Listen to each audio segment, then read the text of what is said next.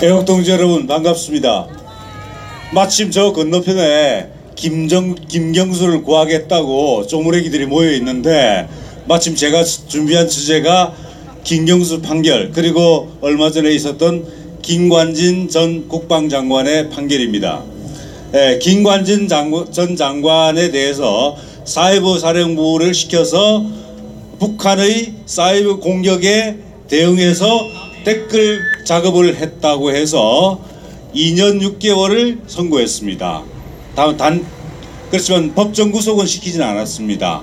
그런데 김관진 장관이 한 것은 바로 북한의 사이버 공격으로부터 대한민국을 지키기 위한, 한마디로 말하면 방어적 차원의 정당한 댓글 공작을 한 것입니다. 그런데 그렇게 정당한 방어 작전의 일환으로 진행된 댓글 작업을, 그것을 마치 김경수가 한 댓글 조작처럼 잘못 이해하고 있는 것 같고, 재판부도 그렇게 잘못 이해하고 있는 것 같습니다. 김관진 장관이 하에서 이루어진 사이버 사령부의 댓글 개수는 8,800여 개 지나지 않습니다. 그런데 2년 6개월을 선고했습니다. 그런데 제 견해는 김관진 장관의 그와 같은 댓글 작업 지시가 기본적으로 국방의 군 작전을 수행하는 과정의 일부였기 때문에 저는 정당한 업무상의 행위라고 봅니다. 다시 말하자면 형법 220조의 업무로 인한 행위에 해당하기 때문에 위법성이 조각됩니다. 따라서 당연히 법원은 무죄 판결을 내렸어야 합니다.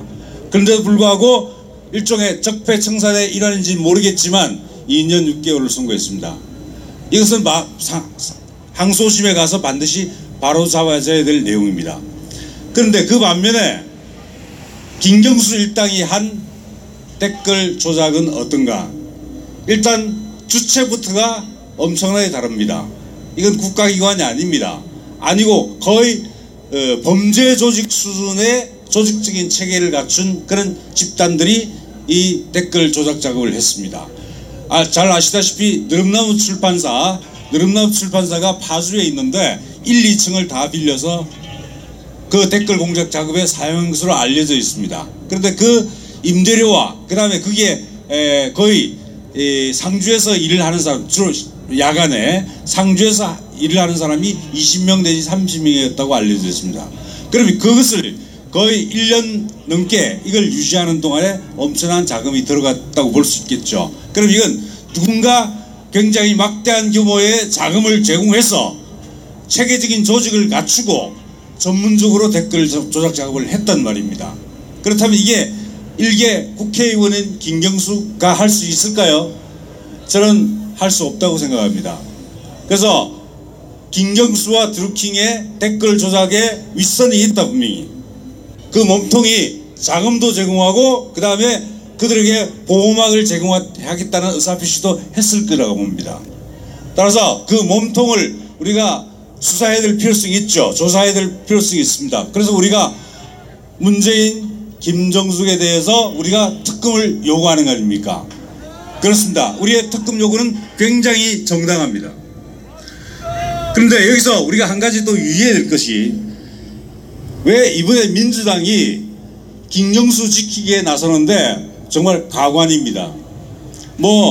김경수 판결문 분석, 그 기자 간담회를 연다고 하지 않나, 시사 콘서트를 한다고 하지 않나, 온갖 제 이름 표현을 안 쓰겠습니다. 그런 발작적 증세를 보이고 있는데, 바로 그게 바로 역으로 윗선이 누구인지를 보여주는 겁니다.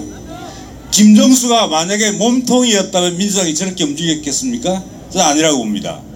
김정수의 윗선이 김경수보다 훨씬 더 중요한 인물이었기 때문에 그 인물을 지키기 위해서 저렇게 저렇게 발악을 하고 있다고 보여집니다. 그리고 또 하나, 민주당이 저렇게 하는 이유 중에 하나는 또 다른 데 있다고 봅니다.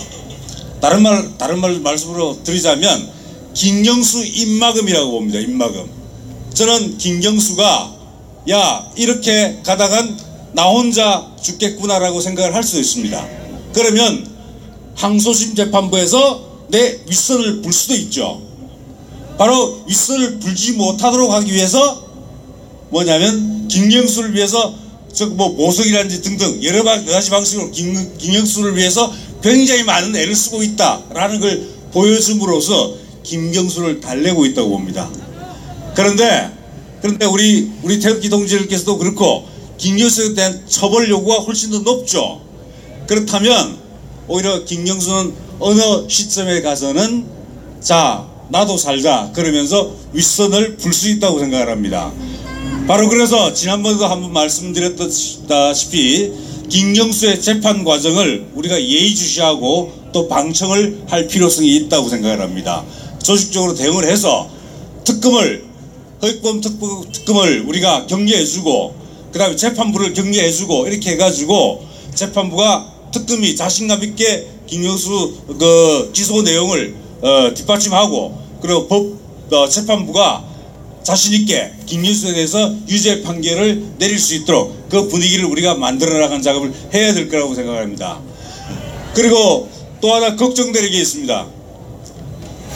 자꾸 이해찬이가 하는 말은 굉장히 음습한 이야기죠. 이해찬이가 뭐라고 얘기했냐면 보석을 정상적인 법원이면 보석을 시킬 것이다 이렇게 이야기했습니다. 굉장히 의미심장한 말인데 그럼 뭐 비정상이면 안 시킨단 말이냐 이 차원의 문제가 아니고요. 보석시켜서 뭐 하려고 하는 거냐 이겁니다. 저는 보석이 되는 순간에 김경수의 신변에 어떤 이상이 생길지 모르겠습니다. 굉장히 위험한 신상의 변화가 생길 수도 있다고 생각합니다. 그래서 김경수에게 감히 조언합니다. 절대 보석 신청하지 마세요. 당신 잘못될 수 있습니다. 그러니까 절대 하지 마시고 감옥에서 재판 성질이 받고 그리고 빨리 윗선, 몸통 이걸 빨리 재판정에서 증언하십시오. 그렇게 함으로써 당신이 지금까지 지은 죄를 속죄할 수 있다고 생각을 합니다. 현명한 판단 내려주기 바랍니다. 감사합니다.